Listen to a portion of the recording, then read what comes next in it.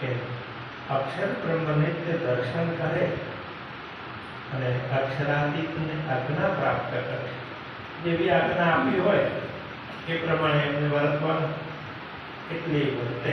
બ્રહ્માંડોને બનાવવાનું બનાવે, પણ રાત દિવસ અક્ષર બ્રહ્મ એ જ કરતા હોય એવું નહીં હોય. બીજું કંઈ કરે છે કોઈને ખ્યાલ હોય? બનાવે, મિટાવે. બીજું પણ કંઈ કરે નથી કરતા. દર્શન કરે, એક પ્રણામ કરે અને પછી રાજ્યનું નિરંતર ચિંતન કરે. એવું નહીં. અક્ષર બ્રહ્મની બે પ્રકારની વૃત્તિઓ બતાવવામાં આવી છે. એક ખેલની વૃત્તિ અને એક વિલાસની વૃત્તિ. તો વિલાસ એટલે આનંદ વિલાસ. આખી દુનિયામાં તો શું છે? આનંદ વિલાસ હોય ને. દુનિયામાં ભોગ વિલાસ હોય. લોકો સમજે કે અમે ભોગવીએ તો મજા માણીશું, તો એ ભોગ વિલાસ હોય.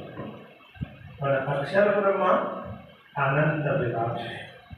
પૂર્ણ બ્રહ્મ પરમાત્માને યાદ કરે, એમના દર્શન કરે, પ્રણામ કરે, એટલા ખુશ થાય ને, અને નિરંતર એ યાદ કરતા રહે.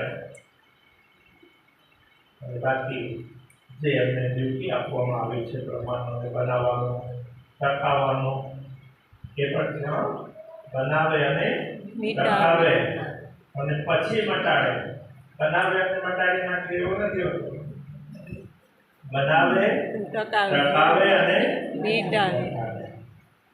એટલે એને એ પ્રક્રિયાને શાસ્ત્રોમાં શું કઈ રીતે બતાવ્યું છે?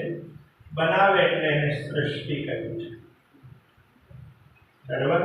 પછી ટકાવતા હોય તો ટકે એટલે એ સ્થિતિ એમની સ્થિતિ, અને પછી મટાડે એટલે લય. એ પ્રક્રિયાને લય કહેવામાં આવે છે. બનાવતા હોય તો એ સૃષ્ટિ, ટકાવે એટલે એ સ્થિતિ, અને મટાડે એટલે લય. એટલે આપણા શાસ્ત્રોમાં શું કહે છે? સૃષ્ટિ, સ્થિતિ અને લય. તો એ અક્ષર બ્રહ્મ પર તો આપણા જેવા લોકોને એમ જ લાગે કે અક્ષર બ્રહ્મ તો બ્રહ્માંડોને બનાવવાનું જ કામ કરે. એટલે એમનું દાયિત્વ છે એટલે કરે છે. એમના કરતા વિશેષ નિરંતર પૂર્ણ બ્રહ્મ પરમાત્માનું સ્મરણ કરતા હોય, એમને યાદ કરતા હોય, દર્શન કરવા માટે નજીક જઈને દર્શન કરે, પણ પછી એમના દિમાગમાં એ જ ચાલતું હોય. અક્ષરાથી રામધણીનું દર્શન, એ જે કંઈ આજ્ઞા કરતા હોય એ વાત એમના દિમાગ નહીં ચાલતી હોય. બ્રજના ગોપીઓના દિમાગમાં શું ચાલતું હોય?